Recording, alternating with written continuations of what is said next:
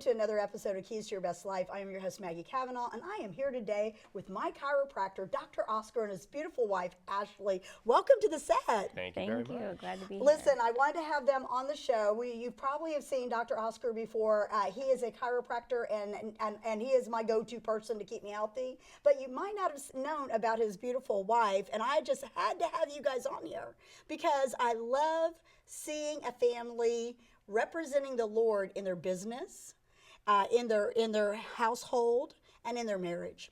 And y'all do such a great job at that. So grab your coffee and get right back, because we're going to talk about biblical marriage, but we're also going to talk about the importance of a holistic lifestyle. And when I say that, I mean nutrition, I mean, clean makeup, I mean all of the good things to make sure that we can live according to God's word, because He gave us this earth. And it's our job to take care of our temple and so forth. And you guys do such a beautiful job of that. So I want to start, though, with marriage, because you guys got a beautiful marriage. How long have y'all been married? We've been married for 14 years. It was just this summer that we had our anniversary. So. 14 years. Yeah. That's amazing. And how did y'all meet? We met through a mutual friend in Fargo, North Dakota. I was up there going to school, and he was too. So we met that way. I love it. I love it. That is amazing. 14 years, and you have, what, 4 children? Mm-hmm. Okay. Yes, and what are the ages of your children? We have a son who's 11, and then a daughter who's 8, and then our second daughter, she is 5, and then we have a 2-year-old boy. Wow. Yeah. So you've got the whole span there, and you're homeschooling. I love that. Yeah. I love that. How do you like that? I mean, I know a lot of people are like, I feel overwhelmed and it's super hard and everything, but you appear to take much joy in teaching and educating your children. Yeah, I do. I love it. I mean, it's a great time to be able to pour into the kids and really have like a strong influence ourselves into our children before they head off into the world, and we're able to bring Jesus into our education every day. And there's challenges, and it's not easy, but it's worth it, So. Do you use the same curriculum for all your kids, or change it up? I know they're different ages and different grade levels, but do you tend to lean towards the same one, or because there's so many options? It's like, wow. Yeah, well, and I've switched several times. Like, I feel like it's, and you can only know what to use if you've tried it. So you just try it, and then if it doesn't work, that was one of the first things that I learned is, like, if it's not working and it's like, harming the relationship between you and the child, like it's not worth to keep going. It's just to switch to something else. And so I've done that, especially with my oldest. Like, we've changed, and it has worked out really well. Like, he was very frustrated with the original curriculum that we used with math, and it just seemed like there was like more tears than what we wanted, so we were able to switch, and he hasn't cried since, and I haven't cried, and so like so it's just you gotta be flexible, and different kids learn differently, even amongst your own children. And so, we have different curriculums, like one is using one curriculum for math and the other one is using another one. So it's not, you just got to be willing to change.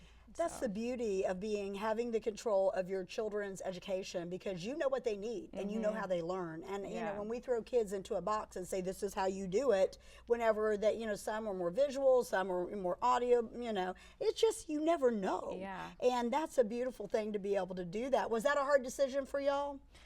It really, well, I had wanting to homeschool like years before we decided to, but I kept saying like I feel like God was trying to tell me, but I was just like, no, like I will not do this. This sounds like crazy. And like you send them off to school and you get that break, like I need a break. And but then 2020 hit and COVID kind of took over, and there was so many uncertainties of what was going to happen, and that kind of like really pushed us like into it. And then once we got into it, we're like, I don't know that we're ever going to go back.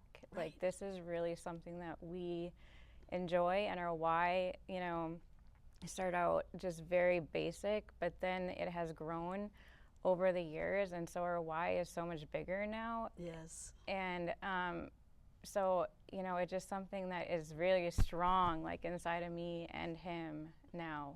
You know, it just evolves. And so that is why we've continued. And I love that. yeah. I love that. It's so incredibly important. I did not know the things that I know now when I was raising my children. They would have had a whole different educational experience. But I actually do assist with my granddaughter. She's going to online school. We did homeschool for 7th and 8th grade. And then freshman year, she went to school. And then I realized all the reasons why we did not have her in public school. And so now we're back to the online part because, you know, being busy and so forth. But it's so nice to have a say-so. And, you know, we send our kids off now. I mean, basically, they're going to get indoctrinated with the world system. Oh, yeah. And when we talk about the world system and we look at the family structure, there's been so much attack on the family. Yeah. That's part of the reason I wanted to have y'all here today is because when I see a family doing it right, I take notice. And I'm like, okay, what ingredients are they doing? Number one, I see y'all put the Lord first. Right. And that's like number one thing. But when you talk about a healthy marriage, raising healthy kids, healthy environment, healthy nutrition-wise, healthy lifestyle, period, is so incredibly important. And we see the world push against that so much, you know, with big pharma and all of the pressures and so forth. Now, Doc, I've had you on the show before, and we've talked intensively about the importance of wellness, okay, from the physiological standpoint. But how important it is you, as the spiritual head of your family, to keep that balance of wellness within the marriage and supporting her while she's home taking care of this. And I know I've met a couple of your children, you know, briefly, and having the opportunity to get to bring them in to see what the entrepreneurship looks like and so forth, so they have a big vision. But how was that? Is that a lot of pressure? I guess, yeah. Best answer is yes. Okay. And to come into any sort of given scenario situation and say that there isn't going to be rough parts of it, that it's going to be tricky at any point is just kind of silly. No, it's tricky. It's got its own problems. It's got its own things. But it's a matter of, is it worthwhile? And that's really what it comes down to. So a lot of times, we learned this a long time ago of having a hierarchy of God, family, and then whatever it is that you're doing after that. So it's God, family for me, chiropractic. It's God, family, you know, whatever else it might be, even with your business. So that hierarchy allows us to do anything when you really think about it as well, too. If you have those foundations of God, family, chiropractic, or God, family, whatever it is, and you filter a lot of your decisions through that, man, the balance then comes from there. And that's kind of where it foundationally starts, is what I would say. That's incredibly important, because whenever we do things God's way, it tends to go better. I mean, it's not ever going to go perfect, because we're human and we have our own, you know, personalities and so forth. But allowing Him to lead, and I always tell people that, you know, here's Oscar and here's Ashley and here's God. The closer you get to God, the more it's easier to flow within His purpose, and using the Word of God as a measuring stick. And so you said something very important about the homeschool. You said you get to bring Jesus into it every day. Right. And so you get to teach through a biblical lens versus through a secular, let's just be real, y'all, communist type of indoctrination that so many of our kids have gotten into, this whole Marxist type thing. I won't get on my tangent, I promise you. You guys know I don't generally discuss politics, but I'm pretty passionate about what our kids are being fed these days. Right. And I think that whenever we do what God created us to do, by taking the family and putting it under that hierarchy, like you said, God and family, and then everything else falls between. So you have a business as well. And so having a business and being able to homeschool, it gives you the flexibility to be able to do the things. So tell me a little bit about your business. Well, I sell toxin-free and high-performance skincare and cosmetics, and that started to be a passion of mine, just because, like, we were on this chiropractic lifestyle together for a long time, and I was searching out, like, you know, skincare and makeup, because that was kind of the last puzzle piece. Like, I was able to switch over a lot of our, you know, like, body washes and all kinds of stuff, cleaning products, like all this stuff that's toxic in your household. But, like, finding, like, a high performance makeup that didn't just, like, melt off your face was very difficult. And I ran into a friend of mine, and she added me to this group that I joined, and I checked out the website, and it was like all this stuff that I was looking for, like toxin free, gluten free, Like it was like Leaping Bunny certified, so they're not like hurting any animals during it. And also high performance, and I like took a chance and I ordered foundation and eyeshadow and mascara, I think it was, and it was. You were hooked. I was hooked, and I like ended up just dumping out the rest of my makeup in the garbage. And I love that because first of all, your makeup looks beautiful, and so you. and I listen, y'all. She is a very pretty lady without it, but it looks beautiful, and I love that you call it high performance because I have found a lot of natural things over the years that really are not high performance, and they'll last just a short period of time, and you just have to, you have to use a lot of it, and then it's just really hard. But I want to talk for a moment about the environment, because you guys are keeping a healthy environment, spirit, soul, and body within your household with the homeschooling, with the nutrition, and all of these things. But when it comes to those toxins that you're talking about, ladies, you have no idea how much crap you're putting on your face every day. Yeah. I mean, it's crazy. I was reading an article the other day talking about the word fragrance. You'll see fragrance. And fragrance could be like 100 different chemicals that you're putting on your body. And our skin being our largest organ is super important. So you are already aware of all of that whenever, because of chiropractic and healthy living and stuff. Do you run across people that don't really realize how toxic our world is and our chemicals and the things that we use for beauty products? Oh, absolutely. I mean, they're always, they just don't know. And so, and they don't realize like the accumulation of these products. Like I counted one time and I put 22 or between 22 and 30 different products on my body in the morning. Like if I counted from the time the soap on my body, shampoo, and then all of the skincare and makeup. I mean, and if you think about that, like some of those products have, if I were to use toxic, that you would have like, 20 different ingredients maybe in each one of those products. That's a lot of ingredients that are toxic that you're putting on your skin. So even though you're like, oh, I just used, 20 different products, like you're putting like hundreds of different ingredients on that are really accumulating in your body over time, and that is the scary part. And there's a misconception too that because it's for sale, because it's out there, that it must be okay. Right. And that gets really, really tricky for a lot of people. It's like, oh, they wouldn't sell it unless it was safe, unless it was whatever, or the toxicities are so minimal, why would it really matter? But you're talking about the accumulation there, is it does build up, it does add up, especially over years and years and years and years, and it can create a lot of, I guess we say allostatic load if you want to get fancy, a lot of stress on your body, on all the systems, everything from the endocrine system to the immune system to so many things, and it just adds up, and it just leads to sicker and sicker people. Yeah, and I see that even with our hand soap, our dishwashing soap, our laundry soap, and the things that we use around our house all the time, and we don't think about it. And you're right, there is that misconception that, oh, if they sell it, it must be okay. And there's a lot of false marketing out there. A lot of makeup that is marketed as natural. When you look at the ingredients, you're like, well, yeah, petroleum, I guess, is maybe natural. You're putting this stuff, it's just a couple chemicals away from gasoline on your skin.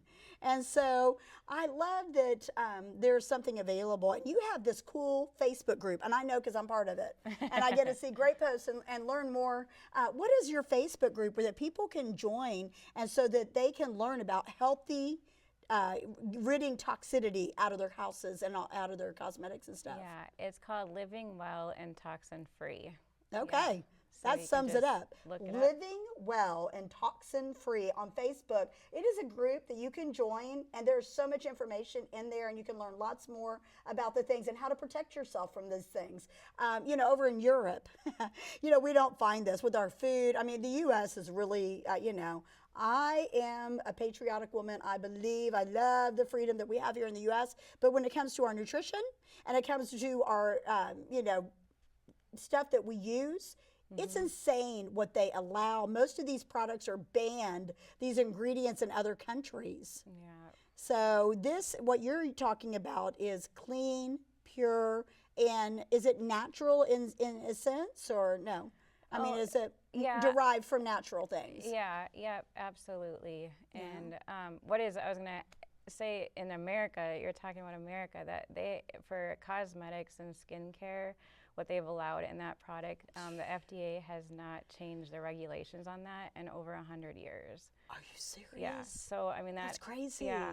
So I mean that really tells a lot there, that like just because it's on the market does not mean that it's safe for us. It's pretty scary. So living the holistic lifestyle, eating right, sleeping right, working out, doing all of these type of things are incredibly important. How do you guys keep with your busy lifestyle? You know, you're running a chiropractic practice, you're running a business, you're homeschooling your kids. What do you all do to enrich your marriage, to keep you strong spiritually and emotionally in your marriage? What's the number one thing you guys do? Do you guys have like date night, or do you guys do like a trip every once in a while? Or what are some of the things that you do to enrich a marriage? Well, we try to do date nights. Unfortunately, babysitters are really expensive Sure, for sure, children, but yeah. we've found ways to try to do date nights like at home. Nice. So, nice. you know, we'll play board games, or we'll, watch movies together. And we try to like not just like turn on a movie, because I'll fall asleep. And that, so we like try to like get like a snack together of some sort, and and then eat while we watch a movie or something like that. And Sure.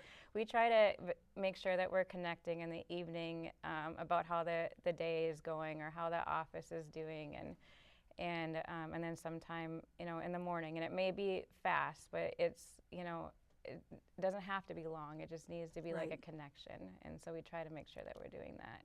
That's incredibly important. Yeah. Is that what you do on your break, Doc? Yeah, try. Listen, I go in the chiropractor in the morning or the afternoon, because right in the middle of the day, you're going to have that little break. Do you go to the house? Try to. I really love is that. Try to. And it's not a matter of like it happens every time.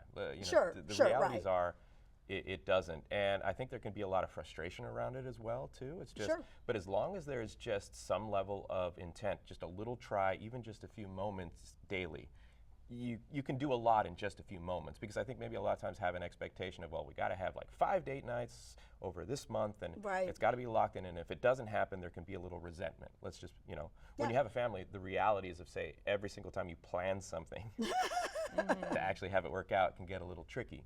So just the idea, a little bit of grace, a little bit of, kind of breathing room, and then just kind of speaking at a very high level. Well, okay, maybe it didn't happen, but what can we do instead? How can we make this up?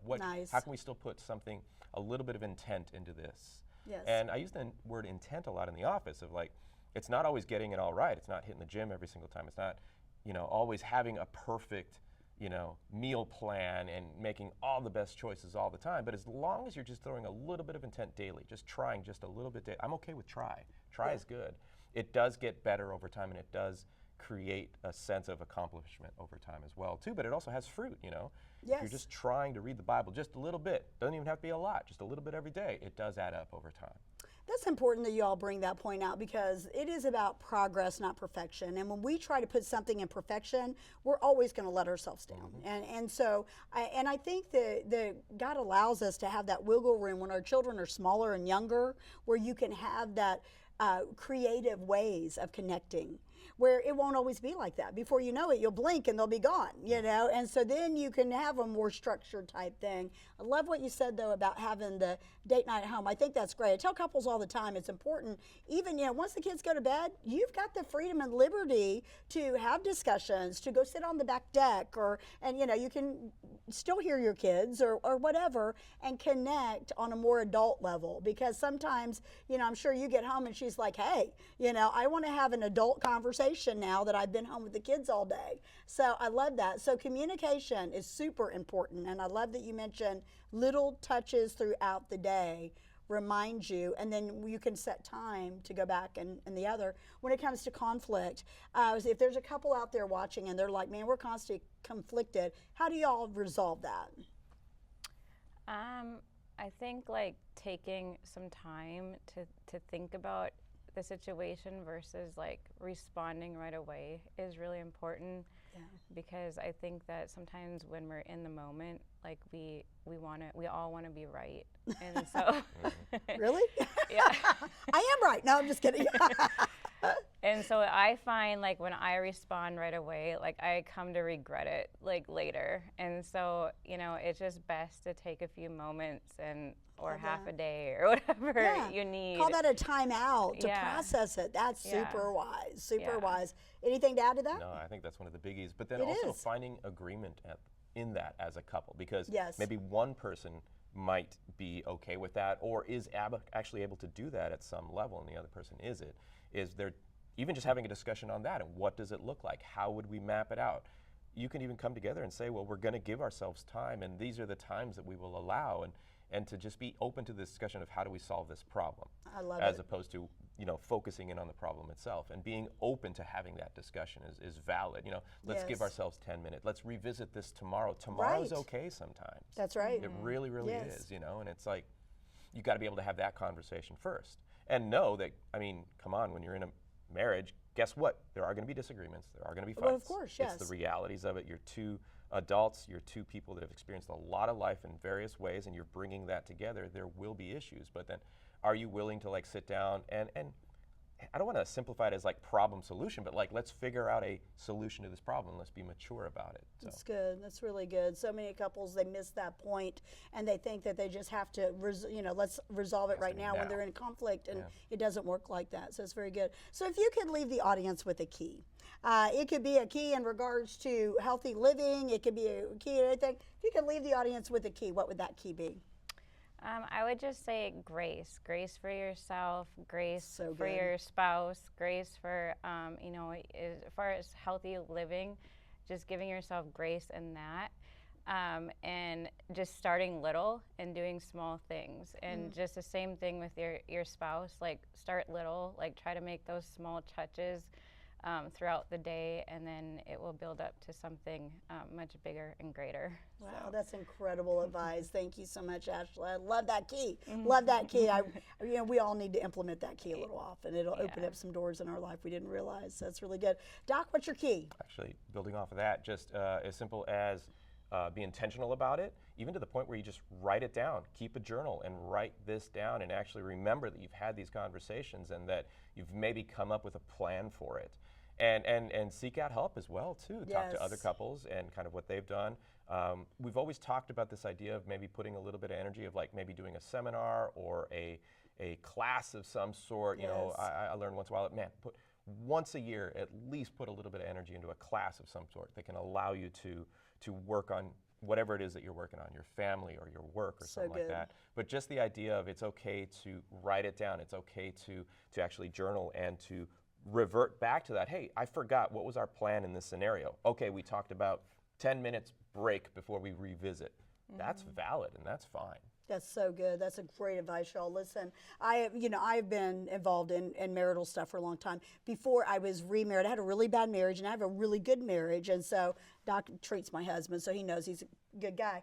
But there was so much stepping into that, and I used to do a lot of marriage counseling. I still do some.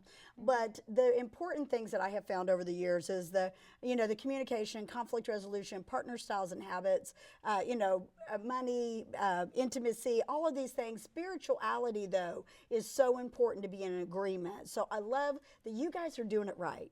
You're doing it right. You've got the spiritual aspect of it. You understand the partnership that it takes to have that. So I commend you guys on having a biblical marriage. That's what we're all striving for. And so we don't always get it right, but when we don't get it right, then we figure out ways to get it right and go back to the Word of God to see what He says about honoring one another, and because it's a very powerful thing. So Doc, tell them your website so they can know where you're located. Yeah, so it's rhcborough.com in Murfreesboro.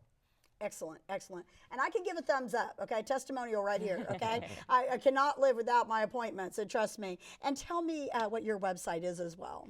Well, it's easy because it's like my Facebook page, but it's livingwellandtoxinfree.com.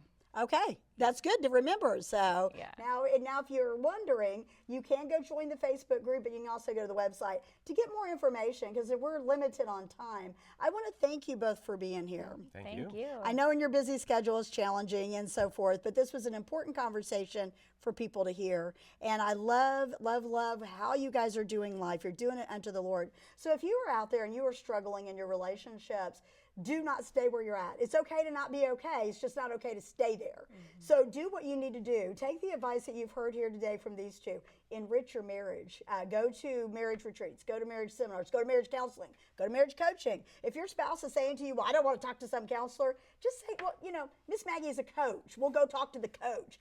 Trust me, they digest that a lot easier. Women too. Sometimes there's a stigma. But if you do nothing, nothing will change. I can promise you it will stay the same. So you want to make sure that you connect, you communicate, and you do things God's way, and things will go easier. You guys are a wealth of information, and so I hope that these conversations that you have with me today, that you'll carry on with those with other people that you know and love. So do you guys have like marriage mentors, like your parents or somebody that you have seen good, healthy, modeled relationships? Or did you guys just learn this by trial and error?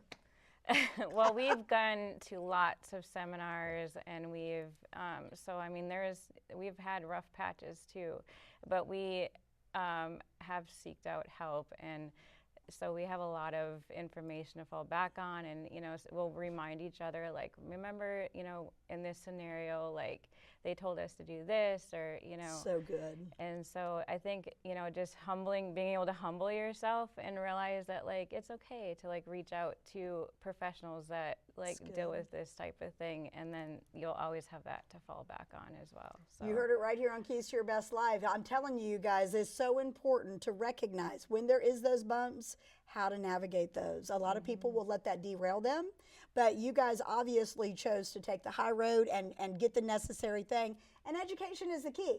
You cannot read too many books. You cannot enrich your marriage too much. It's important. So pop the hood of your marriage vehicle and check your love tank and your communication tank and all of those things. We know that you can do a lot with your time. We're glad that you're here with us today. Thank you guys for being here. Thank Yes, you so thank much. you. It's been It's great. always an honor to see you all. We'll see you next time on Keys to Your Best Life. God bless.